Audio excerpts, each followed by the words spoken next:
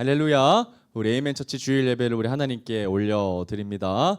오늘 예배를 통해서도 우리가 계속해서 하나님께만 예배드리고 하나님께만 영광 올려드릴 수 있는 우리 한 사람 에이멘이 되시기를 주님의 이름으로 축복합니다. 우리는 다시 돌아와서 이제 출애굽기 여정으로 다시 걷게 될 겁니다. 우리는 그동안 애굽의 10가지 재앙을 이렇게 쑥 살펴보면서 마지막 재앙 직전에 있었던 그 하나님의 은혜를 우리가 보았죠. 피할 길 바로 무엇이었습니까? 유월절이었습니다. 여러분, 유월절의 핵심이 뭡니까? 어린 양의 피였죠. 그게 가장 중요한 이야기였다는 겁니다. 그러니까 당시 이스라엘 백성들은 이 어린 양이 무엇을 의미하는지, 그리고 어린 양의 피가 어떤 능력이 있길래 우리를 구원해 주는지에 대해서는 그리 잘 알지는 못했을 겁니다. 그러나 그럼에도 불구하고 그들이 가지고 있었던 분명한 지식은 어린 양이 우리를 살리게 한다라는 사실을 알았다라는 거예요. 어린 양이 우리에게 참 중요하다, 그 피에게 뭔가 능력이 있다는 것은 그들이 알고 있었다라는 겁니다. 그렇게 시간이 흘러서 신약 시대가 시작이 되자 하나님의 긴 침묵 시간이 끝나고 한 사람이 등장을 하는데 그 사람이 누구였어요? 세례 요한이었습니다. 세례 요한에게 하나님의 말씀이 임하기 시작했는데 그 사람이 바로 세례 요한이었고, 세례 요한이 예수 그리스도의 오실 길을 준비하는 자로 쓰임을 받게 됩니다. 그렇게 세례를 막 주고 있다가 저 멀리 보니까 한 청년, 목수인 사람이 옵니다. 그 사람이 바로 예수님이셨죠. 그리고 예수님을 보자마자 세례 요한이 이렇게 목소리를 외쳐서 얘기합니다. 뭐라고요? 보라, 세상 죄를 지고 가는 하나님의 어린 양이다라고 막 소리치는 거예요. 그래서 모든 사람의 시선을 자기에게서 돌이켜 그분에게로, 예수님에게로 내어드리는 모습을 우리가 보게 됩니다. 그리고 나서 예수님이 3년 동안 공생의 사역을 쭉 마치시고 난 다음에 정말 예수 그리스도께서 마지막 사역의 절정, 십자가 사역을 딱 앞두고 있는 그때쯤에 예수님이 제자들을 모으시고 마지막 뭘 지키셔요?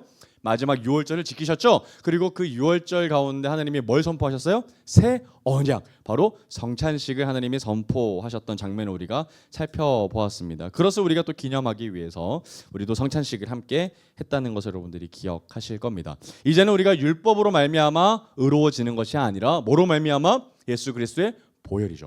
피로 말미암아 이 잔을 먹고 마시는 자마다 하나님 앞에 갈 수 있게 되고 정결하게 지게 되고 의롭게 되는 것을 우리가 기억하게 됐습니다.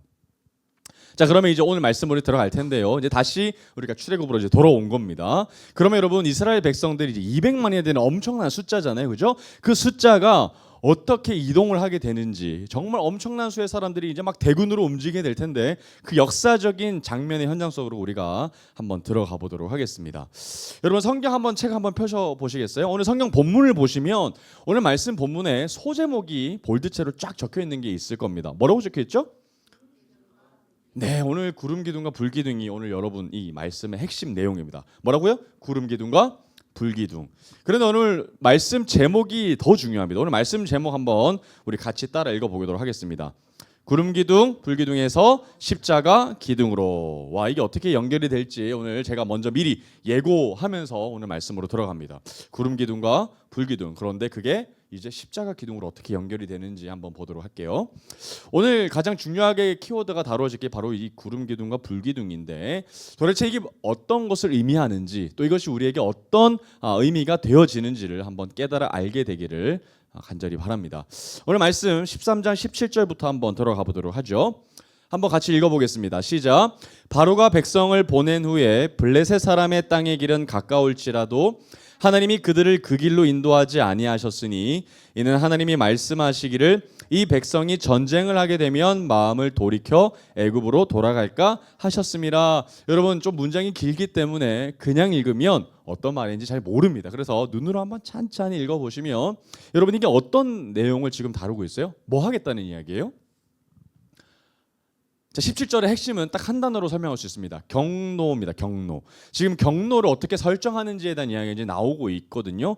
그런데 여러분 기억하셔야 될 게, 출애굽 백성들이 목적지가 없이 그냥 무턱대고 나온 걸까요? 아니죠. 그들에게는 분명한 목적지와 방향이 있었다는 거예요. 경로가 그들에게 있었겠죠. 목적지가 있으니 경로를 잘 선택해야 했던 겁니다. 그런데 여러분, 그 목적과 방향성을 누가 선택하셨어요? 백성들이 선택한 게 아니고 하나님이 애당초에 그들에게 목적지를 주셨죠. 자, 그러면 우리가 좀 정리하면서 우리가 한번 가보도록 하겠습니다. 창세기로 한번 넘어가 볼게요. 창세기 17장으로 한번 가보겠습니다.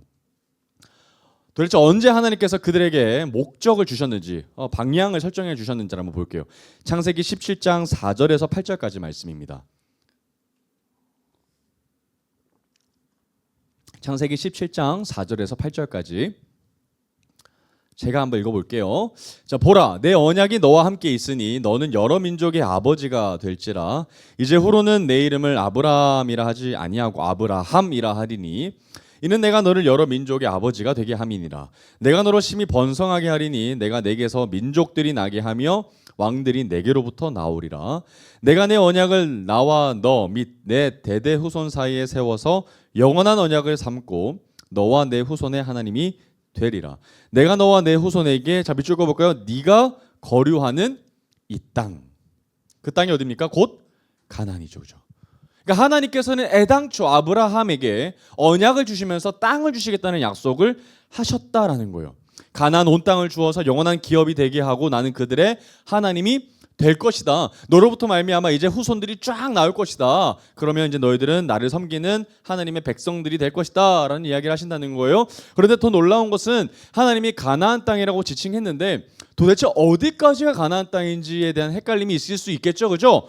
가나안 땅이라고 지칭했는데 어디까지 땅을 측량해야 하지? 어디까지 땅을 설정해야 되지? 여기는 가나안 땅인가 가나안이 아닌가? 라는 헷갈림이 있을 수 있잖아요. 그래서 하나님은 아주 친절하게 땅에 대한 명확한 경계를 이야기해 주시는 장면이 나와요. 창세기 15장으로 한번 넘어가 보겠습니다. 한 장 넘겨서 창세기 15장 18절에서 21절까지 말씀입니다. 자, 한번 보겠습니다. 자, 그날에 여호와께서 아브람과 더불어 언약을 세워 이르시되 내가 이 땅을 어디서부터? 애굽 강에서부터 유브라데까지죠. 그러니까 명확한 이제 경계가 설정됩니다. 애굽 강에서부터 해서 유브라데까지죠. 그런데 명확하게 하나님이 더 친절하게 설명해 주시는데 거기에 족속들을 말씀해 주시죠. 곧 겐 족속과 그니스 족속과 이런 여러 족속들 땅으로 해서 여기가 바로 너희들이 취할 땅의 뭐다? 경계다라는 것을 하나님이 설정해 주신다는 거예요. 그러니까 여러분 애매모호하게 하나님이 주셨던 것이 아니라 명확히 그 땅이 어디인지 그리고 그 땅을 앞으로 너희들이 점령할 것이라는 것에 대한 하나님의 약속이 지금 선포되고 있다라는 겁니다. 그러면 여러분 하나님이 이들에게 땅을 주시는 이유가 뭡니까? 아까 우리가 살펴봤던 아브라함의 언약 때처럼 너희들의 하나님이 되시겠다라는 이야기가 바로 하나님의 목적이시거든요. 그러니까 가나안 땅을 주는 이유가 하나님이 단순히 너희들을 잘 먹고 잘 살게 하기 위함이 아니라는 겁니다. 하나님께서 땅을 주시는 이유가 명확하다라는 거죠. 그리고 그 이유가 출애굽기를 통해서 이제 점진적으로 확장되어지고 우리에게 더 깊이 와닿게 되는 것을 우리가 경험하게 됩니다. 자, 그럼 여기서 한번 좀 정리하고 한번 넘어가 볼게요. 출애굽을 하게 된 목적이 뭘까? 출애굽을 하게 하신 하나님의 목적이 뭘까라는 것에 대해서 6가지로 한번 우리가 좀 정리하고 한번 넘어가 보도록 하겠습니다. 좀 중요한데요. 한번 적어 볼게요. 자, 출애굽을 하게 하신 첫 번째 이유. 그게 뭐냐면 바로 예배입니다. 자, 출애굽기로 한번 다시 넘어가 보겠습니다. 한번 정리하면서 쫙 정리해 볼게요. 출애굽기 3장 12절로 한번 가 보겠습니다. 출애굽기 3장 12절.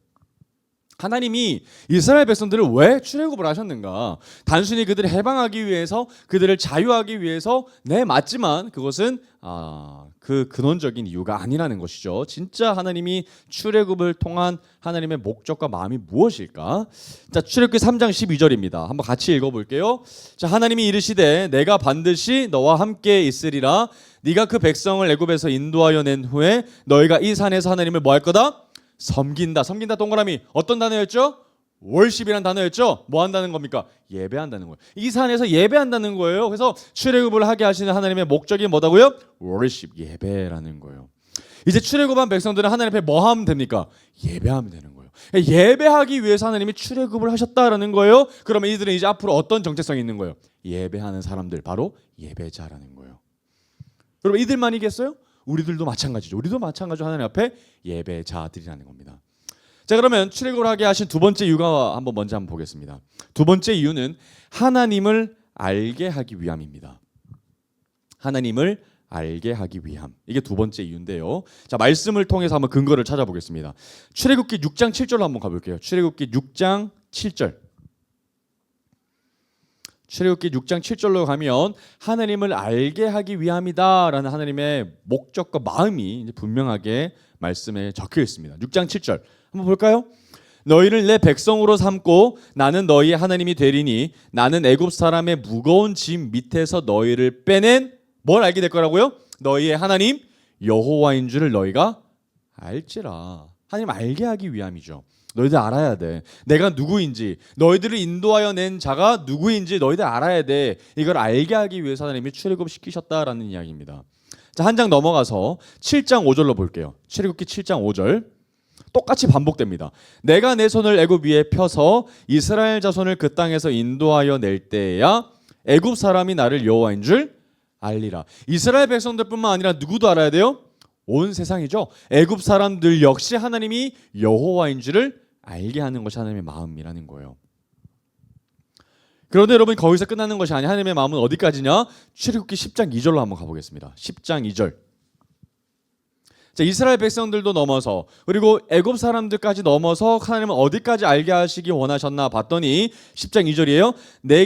내가 애굽에서 행한 일들 곧 내가 그들 가운데 행한 표징을 내 아들과 내 자손의 귀에 전하기. 누구에게? 네 아들, 네 자손이죠. 그러니까 세대에서 넘어가게끔 계속해서 제너레이션이 넘어가게끔 제너레이션 투 제너레이션이죠. 그러니까 계속 세대에서 세대로 넘어가게끔 하나님이 영원히 그들을 하나님이 여호와이신 줄 알게 하기 위함까지 하나님이 원하셨다라는 것을 말씀을 통해서 보게 됩니다.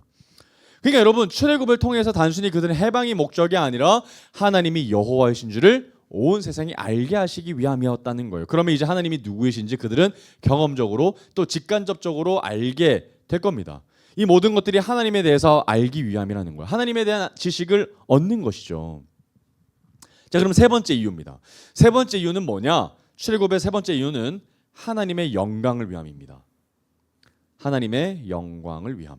첫 번째 예배였죠. 또 두 번째는 하나님이 여호와이신 줄 알게 하기 위함이었죠. 세 번째는 하나님의 영광을 위함입니다. 자, 9장 16절로 한번 가보겠습니다. 출애굽기 9장 16절. 출애굽기 9장 16절입니다. 자, 내가 너를 세웠음은 나의 능력을 내게 보이고 내 이름이 온 천하에 뭐 하게 된다고요?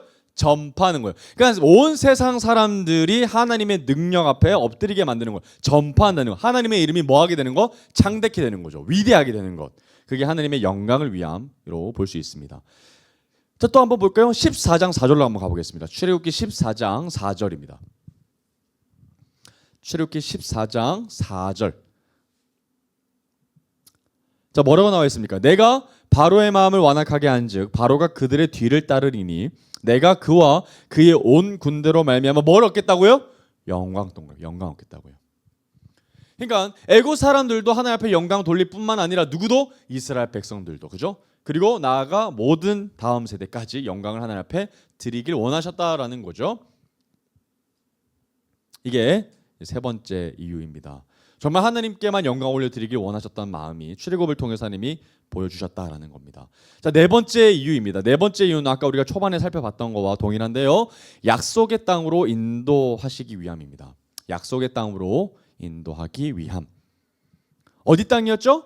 가나안 땅이었죠. 한번 그 이야기를 출애굽기에서도 한번 살펴보겠습니다. 출애굽기 3장 8절로 한번 가볼게요. 출애굽기 3장 8절. 출애굽기 3장 8절입니다. 자, 뭐라고 나옵니까? 출애굽기 3장 8절에 내가 내려가서 그들을 애굽인의 손에서 건져내고 그들을 그 땅에서 인도하여 밑줄 꺼볼까요? 그 땅에 대한 설명이 나와요. 아름답고 광대한 땅. 와우, 엄청 좋은 땅이라는 거죠. 비옥한 땅입니다. 그리고 젖과 꿀이 흐르는 땅. 그 땅이 바로 가나안 땅이라는 거죠. 가나안 땅이다. 가나안 땅이다. 여러분 나중에 저와 함께 이스라엘을 이제 가실 일이 있으실 텐데 이스라엘 가시게 되면 정말 이제 대추 야자 나무 열매가 정말 줄지어서 쫙 있습니다. 근데 그게 어떻게 되냐면 너무 덥잖아요. 그러면 그 뜨거운 태양볕에 열매들이 녹습니다. 그러면 그 녹은 열매들이 어떻게 될까요? 과즙들이 다 땅으로 흘러들어요. 그게 진짜 젖과 꿀이 흐르는 땅이 비유가 아니라 진짜입니다. 젖과 꿀이 뚝뚝 떨어져요. 그러면 그 땅이 다시 땅을 비옥하게 하거든요. 그래서 이스라엘 가면 와, 진짜 젖과 꿀이 흐르는 땅이구나라는 것을 여러분들이 눈으로 보실 수 있게 될 겁니다. 그 땅이 바로 어디라고요? 가나안 땅이라는 거예요. 그죠? 자, 6장 8절로 한번 가보겠습니다. 출애굽기 6장 8절. 출애굽기 6장 8절입니다. 자, 하나님이 또 한번 반복해서 말씀하시는데요. 한번 같이 읽어보겠습니다. 출애굽기 6장 8절입니다. 시작. 내가 아브라함과 이삭과 야곱에게 주기로 맹세한 땅으로 너희를 뭐하고? 이게 목적이라는 거예요. 너희를 인도할 거다. 내가 너에게 줄 거라 그러지 않았냐? 내가 아브라함을 통해서 약속하지 않았냐? 그 약속을 내가 지금 이룰 거야. 그래서 너희들을 뭐 할 거라는 거예요?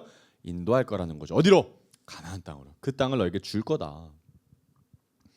자, 13장으로 한번 넘어가겠습니다. 13장 5절. 출애굽기 13장 5절입니다. 출애굽기 13장 5절.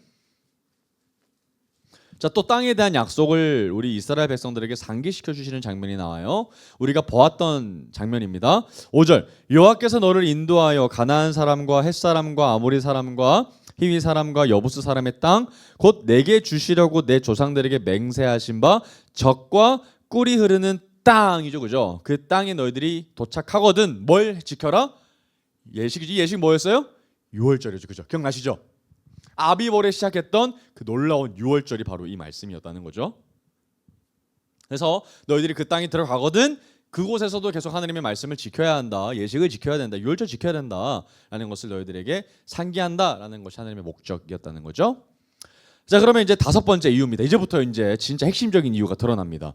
그 땅을 주셨던 이유, 출애굽의 목적이 뭘까? 다섯 번째 이유는 거룩한 백성으로 세우기 위함입니다. 거룩한 백성으로 세우기 위함. 거룩한 백성으로 세우기 위함. 여러분, 이 말씀이 출애굽기를 관통하는 말씀인데 한번 찾아가 볼게요. 출애굽기 19장 6절 말씀입니다. 출애굽기 19장 6절 말씀입니다. 저는 출애굽기에서 단 한 구절만 말씀을 뽑아보라라고 한다면 저는 이 말씀을 뽑을 것 같아요. 19장 6절 말씀입니다. 출애굽기 19장 6절 말씀을 우리 한번 같이 읽어보도록 하겠습니다. 시작. 너희가 내게 대하여 제사장 나라가 되며 거룩한 백성이 되리라. 너는 이 말을 이스라엘 자손에게 전할지니라. 두 가지 중요한 단어가 있어요. 제사장 나라 중요합니다. 그 다음에 거룩한 백성이 중요합니다. 여러분, 이 말씀이 우리에게 다가오지 않으면요 앞으로 펼쳐질 모든 이스라엘 나라 역사가 나와 무관합니다. 여러분, 제사장 나라가 이해가 되어야 앞으로 대제사장으로 오시는 예수 그리스도를 우리가 알게 된다는 거예요. 여러분, 처음부터 하나님은 그들을 강대한 나라로 부강시키기 위한 목적으로 이들을 출애굽시키셨던 것이 아니었어요. 로마로 성장하게 하고 싶으셨던 것이 아니라 그들은 처음부터 구별된 하나님 나라, 제사 시스템으로 돌아가는 하나님의 나라, 제사장 나라를 하나님이 만들고자 하셨던 것이 그의 목적, 하나님의 목적이셨다는 겁니다. 여러분, 제사 시스템이 있어야 앞으로 예수 그리스도께서 화목 제물이라는 얘기가 나오게 되는 거죠. 제사 없으면 이 모든 것들이 아무런 의미가 없는 거죠. 이해가 되지 않는 겁니다. 그래서 앞으로 2000년 동안 계속해서 이 제사 시스템으로 존속되는 나라가 있어야 했다는 거죠. 하나님이 애당초 그래서 이 아들을 우리에게 주실 것이라는 것을 우리에게 이미 계획하시고 나서 모든 것을 지금 뭐하고 계신다는 거예요? 세팅해 나가고 계시는 거죠. 계속해서 준비해 나가고 계신다는 거예요. 그래서 예수님이 딱 오셨을 때 와우, 이 모든 나라가 제사 시스템으로, 그래서 하나님의 어린 양을 단번에 알아볼 수 있기 위해서 하나님이 지금 모든 나라를 정비하고 계시는 것을 우리가 보게 됩니다. 이 세팅이 언제 됐다고요? 출애굽기부터 시작된 거예요. 놀랍죠? 자, 이제 마지막 여섯 번째 이유입니다. 자, 마지막 여섯 번째 이유, 출애굽의 목적이 무엇이냐? 바로 하나님께서 함께 하시기 위함입니다. 하나님께서 함께 하시기 위함. 한번 보겠습니다. 출애굽기 3장으로 한번 다시 넘어가 볼게요. 출애굽기 3장 12절 우리가 아까 읽어봤는데요. 한번 다시 보겠습니다. 출애굽기 3장 12절. 자, 뭐라고 나옵니까? 하나님이 이르시되 내가 반드시 너와 함께 있으리라. 여러분, 하나님은 끊임없이 출애굽기에서 반복하는 말씀은 내가 너와 함께 있겠다라는 말씀이에요. 정말 많이 나옵니다. 내가 너와 함께 있겠다. 걱정하지 마라. 두려워하지 마라. 함께 있겠다.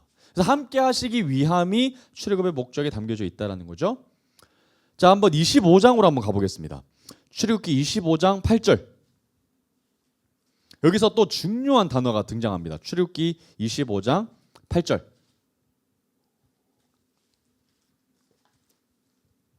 출애굽기 25장 8절 말씀입니다. 뭐라고 나옵니까? 내가 그들 중에 거할 뭘? 성소 동그라미. 와, 중요한 단어입니다. 아주 중요한 단어죠. 성소. 성소를 그들이 나를 위하여 짓되. 여러분, 성소 왜 주시는 거예요?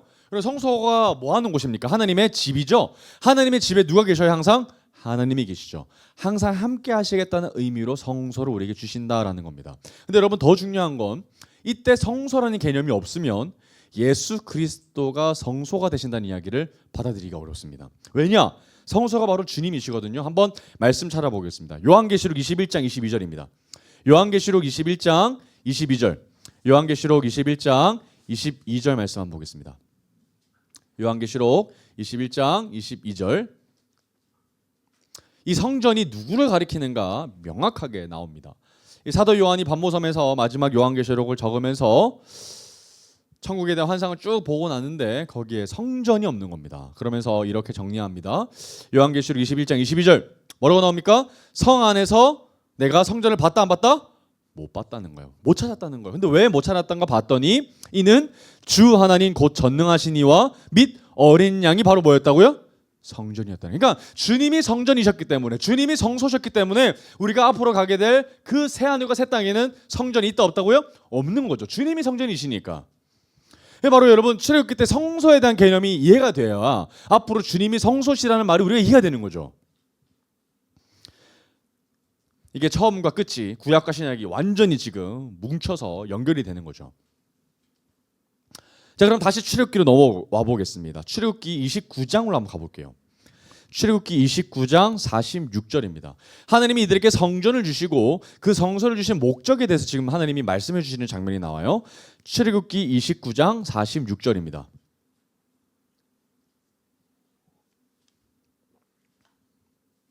출애굽기 29장 46절 한번 같이 읽어보겠습니다. 시작. 그들은 내가 그들의 하나님 여호와로서 그들 중에 뭐 하시려고? 거하시려고 밑줄 쫙 그어주셨어요. 이게 목적이라는 거예요.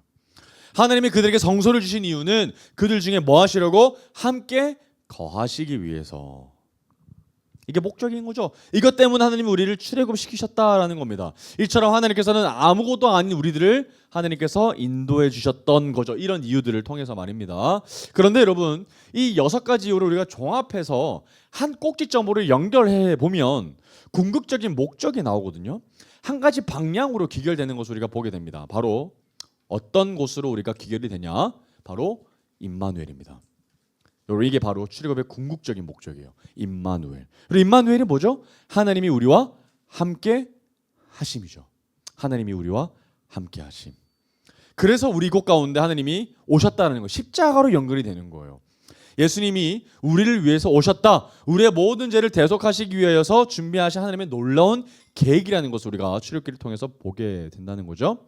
그러면 여러분 이 모든 계획이 하나님 앞에서 어쩌다 보니 인류가 너무 타락하다 보니 하나님이 야 이제 너 내려가야 되겠다. 아들아 내려가라 라고 하신 것이 아니라 이미 하나님은 디자인하고 계셨던 거죠. 창세부터 하나님이 지금 이 아담의 타락을 하나님이 해결해 주시기 위하여 예수 그리스도를 보내실 것을 계획하셨다라는 것을 우리가 보게 됩니다. 여러분이 하나님의 엄청난 계획, 사람이 생각할 수 있는 정도의 수준이 아니라 하나님만이 하실 수 있는 계획에 대해서 제가 한 단어를 여러분들에게 소개합니다. 전문적인 신학적인 용어인데 이것이 바로 경륜이라는 단어예요. 한번 적어볼까요? 경륜. 하나님의 경륜이라는 단어로 설명합니다. 이게 뭐냐면 하나님의 계획, 신에게만 붙일 수 있는 단어예요. 경륜. 그러니까 이 모든 일들이 이 구속 사역과 십자가의 모든 일들이 어쩌다가 하나님이 급하게 계획하신 마음의 생각이 아니라 하나님이 창세 때부터 모든 것을 디자인하실 때부터 하나님이 생각하셔 놓으셨던 하나님의 뜻이라는 것을 우리 단어로 경륜이라고 표현합니다. 그러니까 이 모든 일들이 뭐였다고요? 하나님의 경륜, 하나님의 즉각적인 즉흥적인 생각이 아니라 하나님이 오래전부터 계획하신, 예비하신 하나님만이 생각하실 수 있는 일들을 우리가 경륜이라고 얘기한다는 거예요. 이 경륜에 대한 이야기가 어디에 담겨져 있는 거예요? 출애굽기에 담겨져 있는 거죠. 와, 이때부터 하나님이 모든 것을 계획하셨구나. 아니 저 전부터 쫙 하나님이 계획하고 계셨구나. 우리가 창세기 때 원시복음 봤었던 그때부터 하나님이 모든 것을 디자인하고 계셨구나를 우리가 보게 된다는 거죠. 자, 그러면 오늘 이 말씀을 이 출애굽기 목적을 우리 가슴에 좀 품고 이것이 임마누엘 하나님으로 귀결되는구나. 이것의 모든 것이 임마누엘 때 절정으로 이루어지는구나를 가슴에 생각해 놓고 다시 오늘의 말씀으로 한번 들어가 보겠습니다. 출애굽기 13장 17절 말씀입니다. 출애굽기 13장 17절. 자, 오늘 어떤 상황이 있는지 한번 보겠습니다. 바로가 백성을 보낸 후에 블레셋 사람의 땅의 길은 가까울지라도 하나님이 그들을 그 길로 인도하지 아니하셨으니 이는 하나님이 말씀하시기를 이 백성이 전쟁을 하게 되면 마음을 돌이켜서 애굽으로 돌아갈까 하셨습니다라고 얘기하고 있죠. 자, 여러분 아까 제가 얘기했던 것처럼 지금 경로에 대한 이야기를 하고 있습니다. 자, 그러면 지금 바로가 백성을 보낸 후에 지금 이스라엘 백성들은 지금 200만이라는 사람들을 데리고 움직이고 있습니다. 그죠? 그러면 그들이 이제 앞으로 어디로 가야 돼요? 가나안 땅으로 걸어가야 되는 분명한 목적지가 있죠. 그런데 목적지가 하나인데 경로는 다양하게 있을 수 있어요, 없어요? 있죠. 길은 여러 가지가 있을 수 있습니다. 그죠? 자, 그런데 첫 번째 길이 어떤 길인가 봤더니 대표적인 길이 어떤 길이에요? 블레셋 사람의 땅의 길이라는 거예요. 블레셋 사람의 땅의 길. 한번 밑줄 그어볼까요? 블레셋 사람의 땅의 길. 여러분 이 길이 가장 대표적인 길이었습니다. 고속도로가 쫙 깔려 있고요. 그리고 가장 사람들이 많이 다니는 길이고요. 가장 효율적이고 가장 빠른 길입니다. 그러니까 이 길로 가야 빨리 가나안 땅에 도착할 수 있겠죠. 그죠? 그런데 하나님이 그곳으로 인도하셨다 안 하셨다? 인도하지 않으셨다는 거예요. 그곳에 못 가게 하셨다는 거예요. 그 길로 걸어가지 못하게 하셨다는 겁니다. 왜 그렇게 하셨을까요? 이유가 뒤에 나오죠. 뭐라고 나옵니까? 이 백성이 전쟁을 하게 되면 마음을 뭐하기 때문에 돌이킬까봐 걱정되는 거죠. 그래서 다시 애굽으로 뭐할까봐 돌아갈까봐 그게 걱정이 되셨다라는 이야기입니다. 한번 이 왕의 대로라고 불리는 곳인데요. 한번 사진을 한번 보겠습니다. 제가 사진을 좀 준비했습니다. 우리 교회도 이제 TV가 생겨서 얼마나 좋은지 할렐루야. 사진 한번 보겠습니다. 여러분 여기가 바로 왕의 대로라고 불리는 킹스웨이입니다. 정말 여기 이곳이 있습니다. 그리고 실제로 여기가 요르단이 있는 곳인데요. 지금도 이 킹스웨이를 중심으로 해서 도로가 나 있습니다. 그곳으로 자동차가 달리고 있어요. 그러니까 블레셋 진영으로 가는 길이 바로 이 왕의 대로가 있는 킹스웨이인데 이곳으로 못 가게 하셨다는 거예요. 하나님이. 왜죠? 그곳 가는 곳마다 누가 있기 때문에 블레셋 사람들이 있기 때문에 그 군사들이 있기 때문에 가는 곳마다 뭐 해야 되는 거예요? 전쟁을 해야 되는 거예요. 사람들을 싸워서 이겨야 된다는 거예요. 그런데 여러분 싸울 때 이길 수 있을까요? 없을까요? 있어요. 왜요?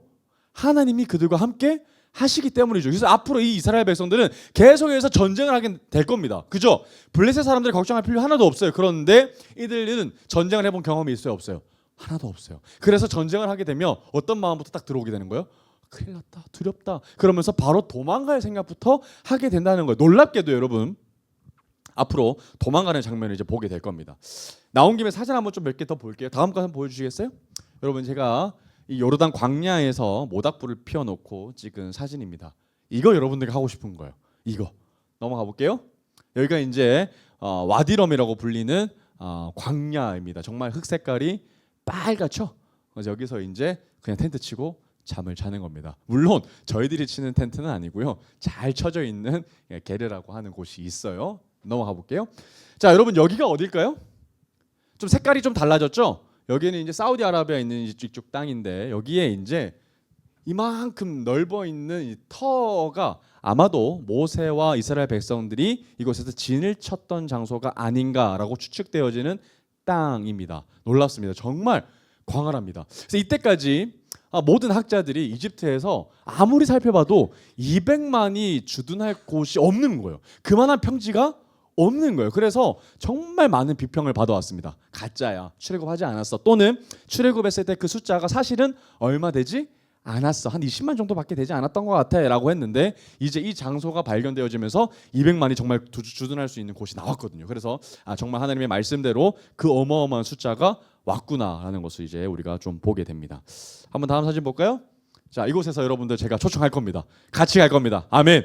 정말 요르단 가서 이곳에 가서 정말 꿈을 한번 꼭 보시기를 축복합니다. 자, 바로 아까 제가 얘기했던 것처럼 왕의 대로로 가지 않았다는 거예요. 그 당시에 있었던 그 지명으로 하나님이 인도하시지 않았고 어디로 하나님이 인도하실까로 이제 좀 보게 될 겁니다. 자, 우리 그 다음 절 한번 18절 한번 보겠습니다. 18절. 하나님이 이제 그러면 그 블레셋 길로 왕의 대로 킹스웨이로 하나님이 인도하시지 않고 어디로 인도하실까? 18절로 한번 가보겠습니다. 자, 그러므로 하나님이 홍해의 어디로? 와우, 한번 밑줄 그어볼까요? 광야. 하나님이 킹스웨이로 인도하시지 않으시고 광야로 돌이키십니다. 광야. 광야로 돌려서 백성을 뭐 하셨음에? 동그라미 인도하심에 이스라엘 자손 애굽 땅에서 대열, 동그라미 쳐볼까요? 대열을 지어 나올 때에. 여러분 놀랐습니다. 하나님이 지금 어디로 보내시고 계셔요? 광야로 보내고 계셔요. 여러분 아까 블레셋 사람들하고 전쟁에서 충분히 이길 수 있다고 제가 얘기했어요. 그죠? 그런데 하나님이 그들을 블레셋 길로 빠른 길로 인도하지 않으시고 뭐 하셨다는 거예요? 광야로 우회하셨다는 거. 왜 그로 인도하실까요? 아직 그들은 전쟁할 준비가 안 됐기 때문이죠. 어쩌면 그들은 하나님 앞에 하나님을 맹목적으로 믿을 준비가 되지 않았다고 볼 수 있습니다. 만약에 이들이 하나님 앞에 정말 하나님만을 맹목적으로 믿고 하나님이 우리와 함께 하신다는 사실을 100% 믿었더라면 블레셋 길로 갔을지도 몰라요. 그 근거의 말씀이 뒤에 나옵니다. 그래서 광야 길로 돌이키신다는 거예요. 하나님이 그곳에서 이제 앞으로 뭐 할 거라는 거예요? 우리를 준비시킬 겁니다. 성장하게 하실 거라는 겁니다. 그러니까 여러분 기억하십시오. 광야로 하나님이 우리를 인도하는 이유는 우리를 싫어하시는 목적이 아니죠. 우리를 버리시기 위해서가 아니라 우리를 내버려 두시기 위함이 아니라 하나님 우리를 잊어서가 아니라 우리를 오히려 광야로 내보내심으로 말미암아 뭐하게 하시는 거예요? 준비하게 하시는 거죠. 뭐하게? 하나님의 일을 감당하도록 말입니다. 하나님의 일을 잘 준비할 수 있도록 그때를 기다리며 하나님이 지금 계속해서 개인 가외하듯이 준비하시겠다는 목적이 광야에 있다는 겁니다. 여러분 부모이기 때문에 때로는 자녀에게 광야의 시간을 허락할 때가 있습니다. 그죠? 때로는 어려운 이야기하고 싫은 소리 합니다. 왜죠? 앞으로 성인이 되기 위해서 준비해야 되기 때문에 그렇다는 겁니다. 여러분 제가 늘 하는 비유가 있습니다. 옆집 아저씨 비유를 해볼까요? 또 옆집 아저씨가 우리 자녀들에게 싫은 소리 할 이유가 있어요? 없어요? 하나도 없습니다. 왜요? 사랑하지 않기 때문이죠. 내가 이 아이를 책임지지 않기 때문입니다. 그러나 부모는 그럴 수 없는 거죠. 오히려 사랑하기 때문에 광야의 시간을 그들에게 임하게 합니다. 그런데 여러분 놀라운 것이 있어요. 아까 제가 인도라는 말을 썼죠. 자, 인도한다. 여러분 광야로 하나님이 우리만 내보내시는 것이 아니라는 거예요. 광야에 누가 가신다는 거예요? 하나님이 함께 가신다는 거예요. 이게 여러분 놀라운 이야기예요. 여러분 광야에 있으면 어떤 생각이 드냐면 아까 제가 여러분 광야 사진 보여드렸잖아요. 정말 나 혼자인 것 같아요. 아무도 나에게 관심 가져주지 않는 것 같아요. 그런데 그때 뭐가 강하게 느껴지냐면 하나님이 나와 함께 하신다라는 것이 느껴져요. 여러분 그게 광야가 주는 엄청난 은혜거든요. 분명히 하나님은 우리에게 광야를 내보내시지만 하나님이 그곳 가운데 우리를 인도하신다는 거예요. 여러분 인도는 앞에서 먼저 가서 우리를 초청하실 때라는 단어가 바로 인도라는 거예요. 인도하신다. 같이 가신다는 거예요. 그리고 거기서 하나님과 동행하며 우리가 그곳에서 하나님을 만나게 되는 장소가 바로 이 광야라는 곳입니다. 그런데 더 놀라운 것은 이미 이스라엘 백성들이 200만 대군이 나오는데 어떻게 나온다는 거예요? 대열을 갖춰서 나온다는 거예요. 군대 용어로 치면 오와 열, 좌우의 라인들을 쫙 맞춰서 나온다는 거예요. 여러분 이게 쉬울까요? 어려울까요? 진짜 어렵습니다. 200만 대군이나 되는 사람들이 양과 염소 데리고 모든 짐을 막 짊어지고 오는 사람들이 질서정연하게 가지고 나왔다는 말은 엄청난 은혜인 거죠. 정말 하나님께서 이들을 대열을 갖춰서 전쟁을 하더라도 대열을 갖춰서 질서정연하게 안전하게 진두지휘 아래 모세의 진두지휘 아래 나오게 됩니다. 근데 여러분 정말 하나님이 걱정하시는 것처럼 이들이요 다시 애굽으로 돌아가고자 한다는 마음들이 바로 나옵니다. 한번 민수기로 한번 가볼게요. 민수기 14장으로 한번 가보겠습니다. 민수기 14장 2절에서 4절까지 말씀이에요. 민수기 14장 2절에서 4절. 여러분 아까 이스라엘 백성들이요 전쟁 앞에 두고 나서 딱 겁먹고 애굽으로 돌아갈까 봐 하나님이 걱정하셔서 그들을 광야로 보내셨죠. 그런데 진짜 이제 전쟁해야 할 때가 옵니다. 언제냐면 가데스 바네아에서 10명의 정탐꾼들 12명의 정탐꾼을 딱 보낼 때 10명의 정탐꾼이 딱 돌아오면서 어떤 보고를 해요? 부정적인 보고를 해요. 우린 큰일 났다. 그곳에는 네피림의 후예들이 지금 있다. 우리는 그 앞에는 완전히 메뚜기다 라는 부정적인 보고를 딱 하는 순간에 백성들이 어떻게 반응하는지 한번 보겠습니다. 전쟁해야 되는 장면이 나오거든요. 2절에서 4절까지입니다. 이스라엘 자손이 다 모세와 아론을 원망하여 온 회중이 그들에게 이르되 우리가 애굽 땅에서 죽었거나 이 광야에서 죽었으면 좋았을 것을 어찌하여 여호와가 우리를 그 땅으로 인도하여 칼에 쓰러지게 하려 하는가? 우리 처자가 사로잡히리니 애굽으로 돌아가는 것이 낫지 아니하랴? 이에 서로 말하되 우리가 한 지휘관을 세우고 애굽으로 돌아가자 하며. 와 여러분 진짜 하나님이 예측하시는 그대로죠. 전쟁 앞에 두고서 벌써 이들은 애굽으로 돌아가겠다라고 얘기합니다. 여러분 이때가 언제냐면 아까 봤었던 그 장면으로부터 2년 정도 지났을 때예요. 그러니까 여러분 2년 정도 이들은 광야에서 시간을 보냈어요. 그래서 하나님이 이제 때가 됐다고 생각하시고 이제 가데스 바네 정탐해서 이제 가나안 땅을 치게끔 하나님 허락하셨거든요. 근데 이들이 뭐 하겠다는 거예요? 2년 전에 하나님이 걱정하셨던 그대로 이들이 반응하고 있거든요. 그러면서 심지어 모세를 폐위시키고 새로운 지간을 세워서 뭐 하겠다는 거예요? 애굽으로 다시 돌아가겠다는 거예요. 하나님께서 세우고 싶으셨던 하나님의 나라, 제사장 나라를 이제 이들이 얻겠다는 거죠. 하나님이 그래서 이제 어떻게 하십니까? 이들을 광야에서 더 시간을 보내게 하시죠. 무려 40년간. 그럼 가데스 바네아에서 그들이 진짜 정탐꾼에 대한 이야기를, 여호수아에 대한 이야기를 듣고 갈렙의 이야기를 듣고 전쟁을 했더라면 이럴 이유가 있어요, 없어요? 전혀 없죠. 애당초 그들이 블레셋 길로 걸어가겠다고 선포했으면 하나님 그거 괜찮습니다. 우리 이길 수 있습니다. 왕의 대로로 가시죠 라고 얘기했더라면 이들은 광야의 시간을 보낼 필요가 있어요, 없어요? 전혀 없었어요. 근데 2년의 시간이 지나도 광야의 시간을 보냈지만 그들이 변화했어요, 안 변했어요? 전혀 변하지 않았어요. 그래서 이들에겐 광야의 시간을 하나님 엄청 주시죠. 여러분, 광야의 시간을 통해서 하나님 우리에게 진짜 원하시는 것이 무엇일까요? 상황이 나아지는 것일까요? 아니죠. 가나안 땅 우리에게 그냥 거저 주시는 것일까요? 아니죠. 정말 불가능해 보이는 그곳에서 하나님이 뭘 원하시고 계시는 걸까요? 우리에게 믿음 원하시는 거예요. 그럼 광야를 지나고 나면서 하나님 우리에게 진짜 원하시는 바는 믿음이죠. 하나님만을 믿는 믿음. 상황 보고 믿는 믿음이 아니라 진짜 큰 믿음. 그럴 때 하나님께서 우리에게 뭘 주신다고요? 가나안 땅을 우리에게 주신다는 겁니다. 다시 돌아갈게요. 13장 19절입니다. 이제 이야기가 마무리되어 가고 있어요. 벌써 출애굽기 13장 19절입니다. 자, 어떤 이야기가 나오는가 한번 볼게요. 자, 모세가 요셉의 유고를 가졌으니, 자, 요셉이 나옵니다. 야곱의 아들. 이는 요셉이 이스라엘 자손으로 단단히 맹세하여 이르기를 하나님이 반드시 너희를 찾아오시리니 너희는 내 유고를 여기서 가지고 나가라 하였음이더라. 이거 누구 유언이에요? 요셉 유언이에요. 여러분, 요셉도 알고 있었거든요. 하나님이 나중에 이 땅에 오셔서 이들을 이 땅에서 데리고 나가실 거라는 것을 알았어요. 그때 자기만 여기 두고 나가면 돼요, 안 돼요? 안 되잖아요. 그래서 꼭 나를 데리고 나가라라는 유언을 이제 합니다. 이 장면이 창세기 50장에서 나옵니다. 창세기 50장 24절에서 25절까지 한번 보면 이런 말씀이 나와요. 요셉이 그의 형제들에게 이르되 나는 죽을 것이나 하나님이 당신들을 돌보시고 당신들을 이 땅에서 인도하여 내사 아브라함과 이삭과 야곱에게 맹세하신 땅에 이르게 하시리라 하고, 요셉이 또 이스라엘 자손에게 맹세시켜 이르기를 하나님이 반드시 당신들을 돌보시리니 당신들은 여기서 내 해골을 메고 올라가겠다고 해라, 다짐해라, 결단해라 라고 했더라 라고 이야기가 나오고 있습니다. 여러분, 요셉도 분명히 알았죠. 우리의 선조 때부터 계속해서 내려오는 하나님의 뭐를? 약속을, 가나안 땅으로 인도하게 하실 거라는 하나님의 약속을 그들은 믿고 있었다는 거예요. 누구도요? 요셉도 마찬가지로. 자, 출애굽기 13장 20절입니다. 출애굽기 13장 20절.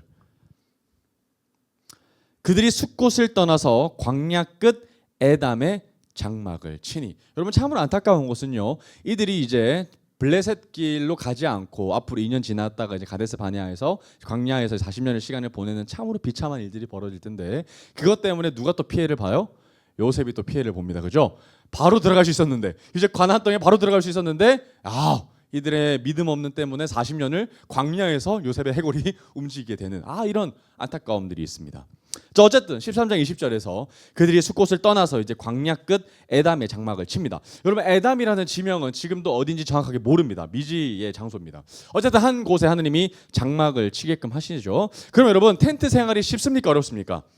어려워요. 여러분, 집이 없이요 매번 텐트를 쳤다가 접었다가 하면 그게 정말 귀찮죠? 아빠의 일과가 뭘까요? 아침에 일어나면 텐트를 접습니다. 또 도착해 가서 또 텐트를 펴옵니다. 엄마의 일들이 뭘까요? 맨날 짐을 쌌다가 풀었다가 쌌다가 풀었다가, 애들도 역시 그 일에 동참해야 했습니다. 얼마나 불편할까요? 고정된 집이 아니라 이동식 가옥에서 정말 불편하게 시간을 보냈을 거예요. 그런데 그 참 불편했던 광야에서 하나님의 임재가 임하기 시작했다는 것이 성경의 약속이라는 거예요. 출애굽기 13장 21절에서 22절까지 말씀입니다. 뭐라고 나옵니까? 여호와께서 그들 어디에서? 앞에서 동그라미 쳐볼까요?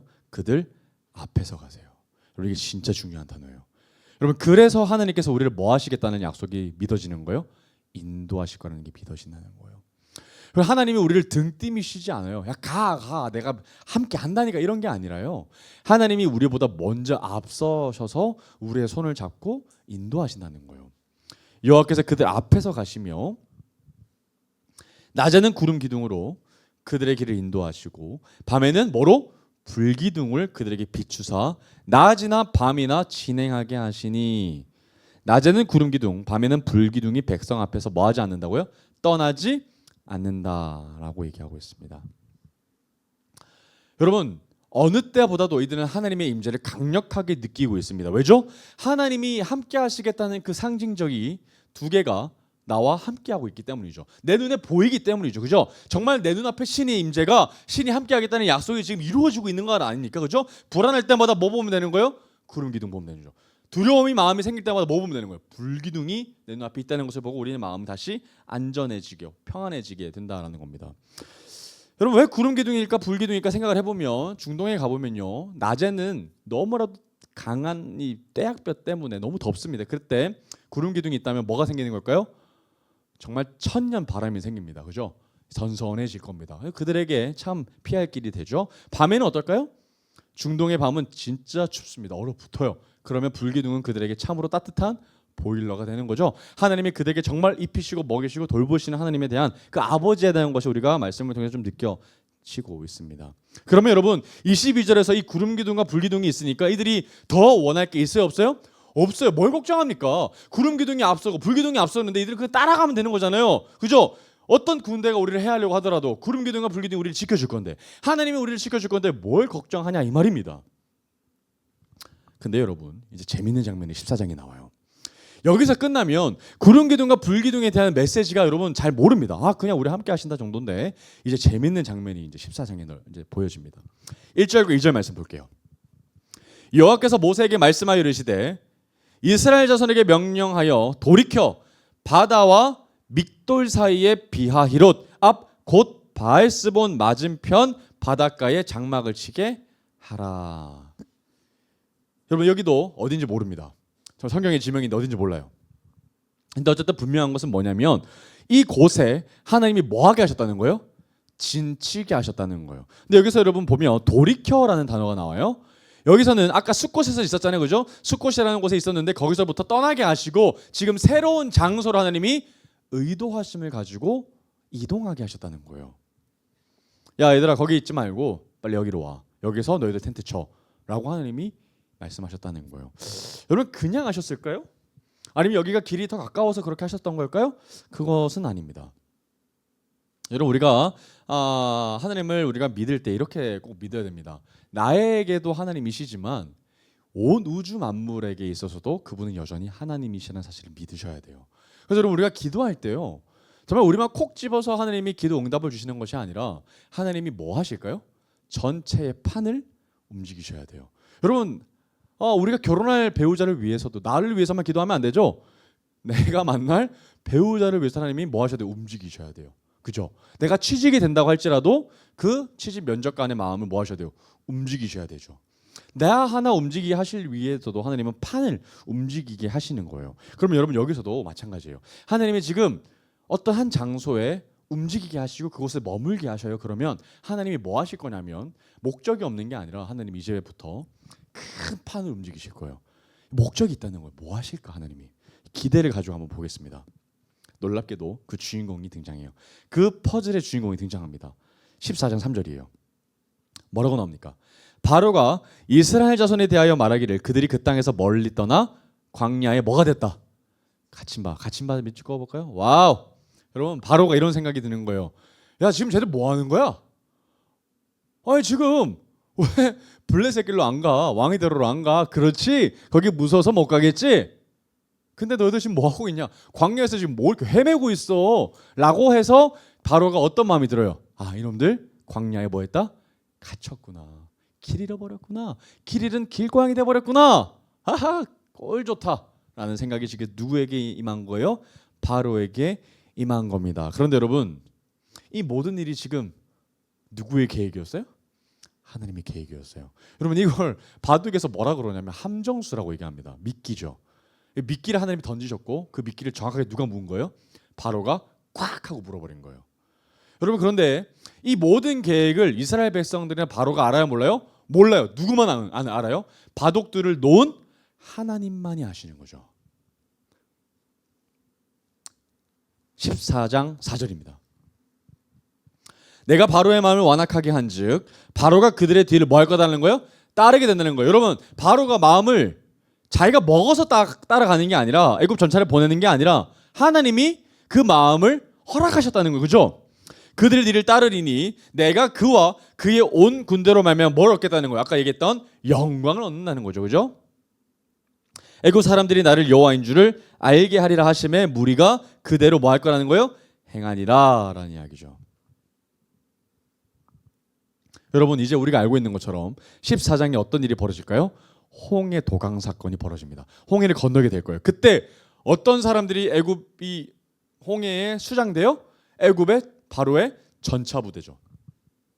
그들이 바닷속으로 수장되고 말 겁니다. 그리고 이제 이 파라오는 권력이 무너지게 될 거예요. 새로운 파라오가 등장하게 될 겁니다. 이제 여러분, 하나님의 계획은 너무나도 완벽하시죠. 이제 하나님께서 최후의 인력을 바로에게 가하게 될 겁니다. 그러면 여러분, 애굽의 바로의 전차들이 이스라엘 백성들로 달려올 때에도 사실은 걱정할 필요가 있어요, 없어요? 전혀 없죠. 왜요? 함정이기 때문이죠. 하나님이 놓으신 바둑알이기 때문에 그래요. 하나님께서 계획하셨던 거죠. 이곳에 진치게 하셨던 것도 하나님의 모든 것이 하나님의 손안에 있었던 일이었다는 거예요. 그럼 여러분, 우리가 여기서 뭘 할 수 있냐면, 우리 눈앞에 펼쳐져 있는 함정 같아 보이는 수 앞에서 우리는 두려워할 필요가 전혀 없는 거죠. 우리에게 위기처럼 보이는 그 수 앞에서도 하나님께서 이 모든 일들을 허락하셨고, 그리고 최후에 나를 구원하실 것이다, 나를 보호하실 것이라는 그 믿음이 있으면 우리는 두려워할 필요가 있어요, 없어요? 전혀 없는 거죠. 이스라엘 백성들은 눈앞에 보이는 구름 기둥과 불 기둥 앞에서 뭘 봤던 거예요? 애굽에 달려오는 전차 부대를 보고 두려워했던 거예요. 근데 여러분, 두려워할 필요 있어요, 없어요? 없죠. 왜요? 불 기둥과 구름 기둥이 여전히 내 눈앞에 있잖아요. 여러분, 내가 눈앞에 보이는 현실이 너무 어렵습니다. 두려워할 만큼 합니다. 그러나 그럼에도 불구하고 우리가 두려움을 이길 수 있는 이유는 하나님께서 이 모든 판을 움직이고 계신다는 신뢰죠. 하나님이 모든 것들을 주도하고 계신다, 왕 중에 왕이신 그분이 움직이고 계신다라는 믿음 때문에 우리가 두려워하지 않을 수 있는 것이죠. 이스라엘 백성들에게도 이 믿음이 필요했던 겁니다. 그저 그들은 달려오든지 말든지 상관없이 구름 기둥과 불 기둥만 보고 가면 됐었던 거예요. 두려워할 이유가 하나도 없습니다. 그런데 여러분, 놀라운 비밀이 여기 숨겨져 있어요. 구름 기둥과 불 기둥에 놀라운 비밀이 숨겨져 있는데 한번 말씀 보겠습니다. 출애굽기 14장으로 한번 가볼게요. 출애굽기 14장 19절 말씀입니다. 놀랍게도 구름 기둥과 불 기둥의 정체가 나와요. 한번 볼까요? 뭐라고 나옵니까? 14장 19절. 이스라엘 진 앞에 갔던 누가? 하나님의 사자. 비추어 볼까요? 하나님의 사자. 하나님의 사자가 그들의 뒤로 옮겨가매 구름 기둥도 앞에서 그 뒤로 옮겨. 여러분, 하나님의 사자가 구름 기둥을 이동시키는 것이 아니라 그냥 사자가 백성들 뒤로 갔더니 구름 기둥이 뭐예요? 따라가는 거죠. 하나님의 사자의 현현입니다. 하나님의 사자가 나타났다는 임재가 바로 구름 기둥으로 나타났다는 거예요. 여러분, 기억하셔야, 정리하셔야 됩니다. 기둥은, 여기서 나오는 구름 기둥과 불 기둥은요, 하나님의 단순한 능력이나 도구가 아닙니다. 하나님의 임재의 절정이거든요. 하나님이 함께 하신다는 그 상징적인 것입니다. 정말 여러분, 마법처럼 포스라는 개념이 아니에요. 물질의 수준이 아니라 하나님의 사자가 움직이는 거예요. 그냥 하나님의 사자라고 볼 수 있는 거죠. 그런데 여러분, 이때 하나님의 사자가 단순히 하나님의 천사를 말하지 않습니다. 여러분, 하나님의 임재함이 나타났다, 하나님의 임재다라는 것으로 우리가 고백하기 위해서는 천사 정도가 아니라 정말 하나님이어야만 하네요. 하나님의 임재 그 자체를 상징하려면 하나님이어야만 한다는 겁니다. 말씀 한번 더 보겠습니다. 출애굽기 23장 20절에서 21절 말씀이에요. 출애굽기 23장 20절에서 21절. 이번에도 사자가 나옵니다. 자, 내가 사자를 내 앞서 보내어 길에서 너를 보호하여 너를 내가 예비한 곳에 이르게 하리니. 여러분, 구름 기둥과 불 기둥이 인도하는 것이 아니라 사자가 인도하는 거죠. 그죠? 사자가 인도하는 그 발걸음 가운데 뭐가 임하는 거예요? 구름 기둥과 불 기둥이 임하는 거예요. 더 놀라운 말씀 21절입니다. 너희는 삼가 그의 뭘 청종해라? 목소리와 구름 기둥과 불 기둥인데 뭐가 있다는 거예요? 목소리가 있다는 거예요. 목소리를 청종하고 그를 노엽게 하지 말라. 그가 너희의 허물을 용서하지 아니할 것은 뭐가 그에게 있다고요? 내 이름이 있다는 거예요. 와. 그리고 하나님의 이름이 그곳에 있다면 그곳의 이름이 뭐겠어요? 하나님이죠. 천사 정도가 아니라는 거예요. 천사에게는 권한이 없어요. 허물을 용서할 수 있는 권한이 있어요, 없어요? 없어요. 오직 하나님에게만. 그러면 그 기둥은 다름 아닌 하나님이시라는 거죠. 구름 기둥과 불 기둥은 어떤 하나님의 능력 정도, 포스가 아니라 정말 하나님이 우리와 함께 하셨다는 상징이라는 거예요. 정말 임마누엘 하나님이 그곳에 있다라는 거예요.